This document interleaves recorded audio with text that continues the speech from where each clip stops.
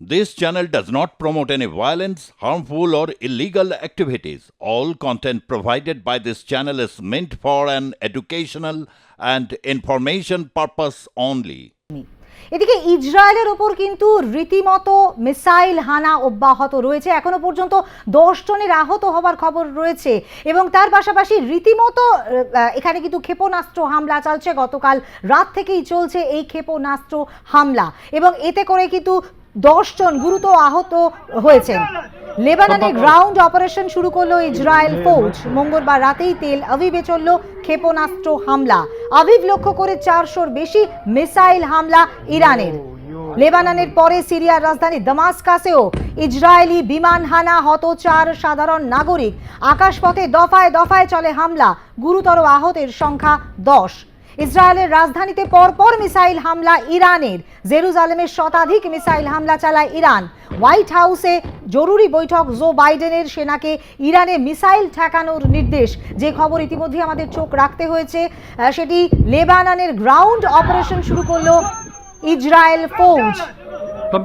মঙ্গলবার রাতেই তেল আভিভে চলল ক্ষেপণাস্ত্র হামলা। আভিভ লক্ষ্য করে 400-র বেশি মিসাইল হামলা ইরানের।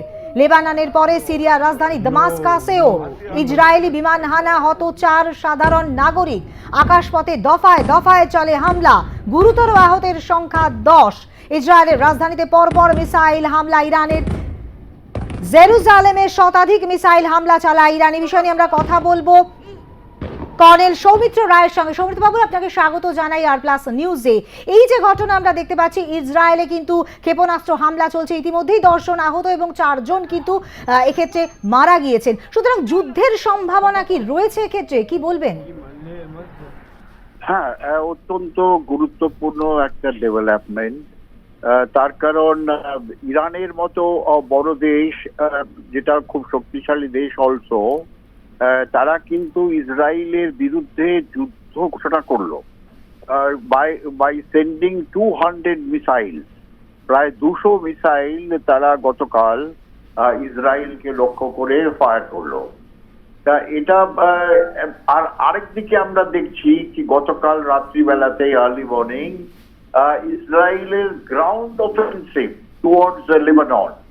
তার মানে মধ্যপ্রাচ্যের যে একটা সিচুয়েশন, স্পেশালি মিলিটারি সিচুয়েশন, এটা কিন্তু একটা কমপ্লেক্স ইস্যু হয়ে দাঁড়ালো। আমরা জানি না ইসরায়েলের কি প্ল্যান, কিন্তু ইসরায়েলের কাছে নানা ধরনের কন্টিজেন্সি প্ল্যান থাকে।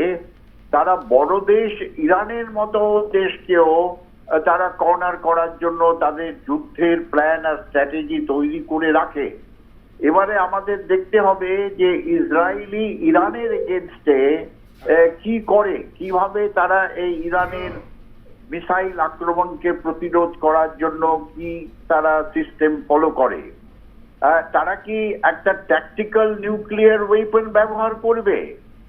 এটা অত্যন্ত গুরুত্বপূর্ণ কিন্তু একটা ডেভেলপমেন্ট। এদিকে ইরান কিন্তু ব্যাকড বাই রাশিয়া, আর ইরান কিন্তু আমাদের ভারতবর্ষেরও বন্ধু। সেখানে আমাদের একটা সিমিলারলি ইসরায়েল অলসো কিন্তু আমাদের সঙ্গে প্রচুর এগ্রিমেন্ট সাইন করা আছে, স্পেশালি মিলিটারি ইকুইপমেন্ট নিয়ে। তা এটা একটা অত্যন্ত কমপ্লেক্স সিচুয়েশন।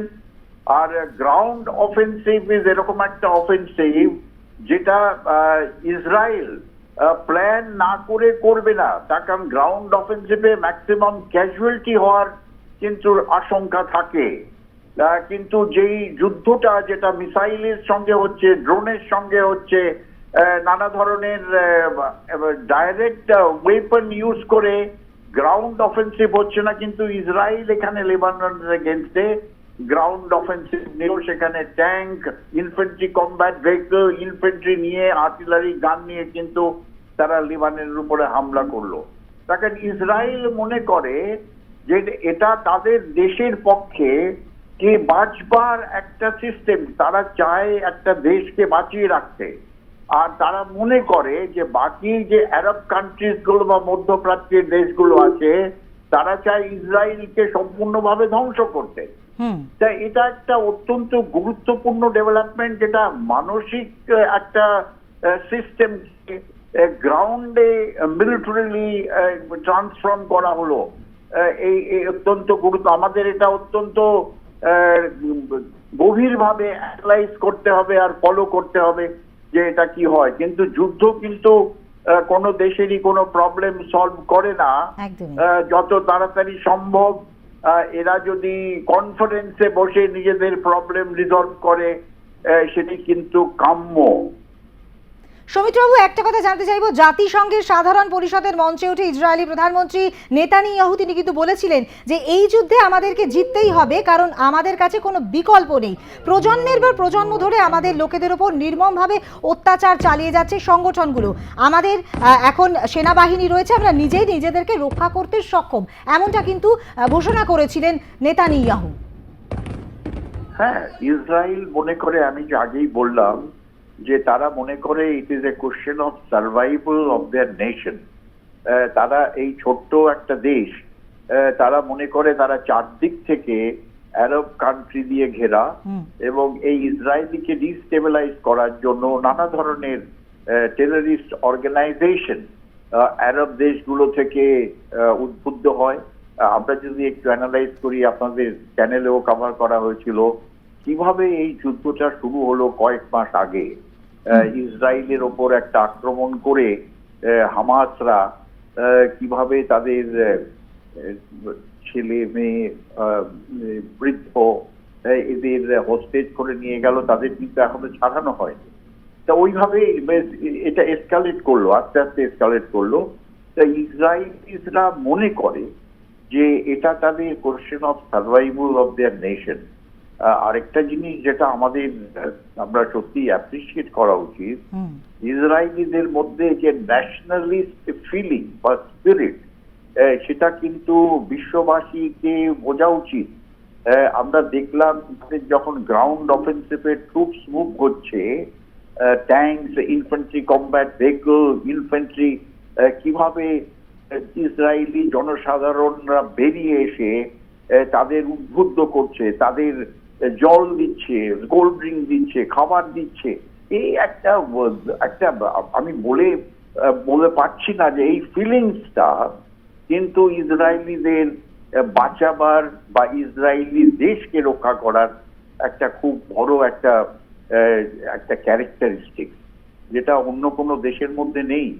তাই কিন্তু কিভাবে এটা ডেভেলপ করে একটা দেশ ধ্বংসের পথে, বা আলটিমেটলি এই যুদ্ধটা কি নিউক্লিয়ার স্ট্রাইক দিয়ে শেষ হবে, এটা কিন্তু সবাই আমরা অ্যানালাইজ করছি যে কিভাবে এই যুদ্ধটা শেষ হবে, কিভাবে ইসরায়েলকে আমরা সিকিউরিটি দেব, আর কিভাবে ইসরায়েলি অলসো যেন আরব দেশকে তাদের স্বাধীনভাবে বাঁচতে দেয়। এই দুটো দেশের মধ্যে আন্ডারস্ট্যান্ডিং ইজ ভেরি ইম্পর্টেন্ট।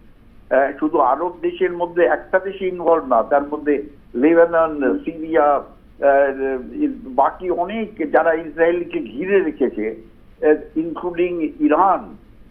এটা একটা অত্যন্ত একটা ডিফিকাল্ট কাইন্ড অফ সিচুয়েশন মধ্যপ্রাচ্যের মধ্যে। এটা বিশ্বব্যাপী স্প্রেড করতে পারে।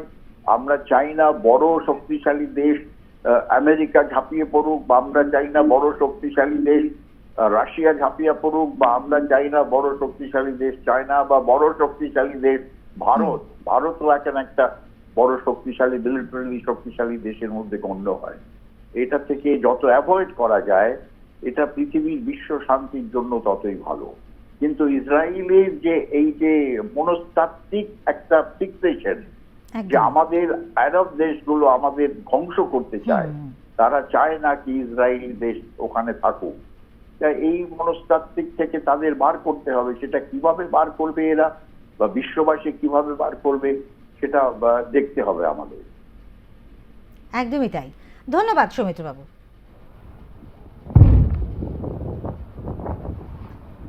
ইসরায়েলের বিরুদ্ধে যুদ্ধ ঘোষণা ইরানের। পশ্চিম এশিয়ায় মহাযুদ্ধ, ইসরায়েল জুড়ে সাইরেনের শব্দ, এবং যেমনটা আমরা দেখেছি যে লেবাননের পর সিরিয়ার রাজধানী দামাস্কাসেও ইসরায়েলি বিমান হানা হত। 4 সাধারণ নাগরিক আকাশপথে দফায় দফায় হামলা চলে। গুরুতর আহতের সংখ্যা প্রায় 10। ইসরায়েলের রাজধানীতে পরপর মিসাইল হামলা ইরানের। জেরুজালেমের শতাধিক মিসাইল হামলা চালায় ইরান। হোয়াইট হাউসে জরুরি বৈঠক, জো বাইডেনের, সেনাকে ইরানে মিসাইল ঠেকানোর নির্দেশ।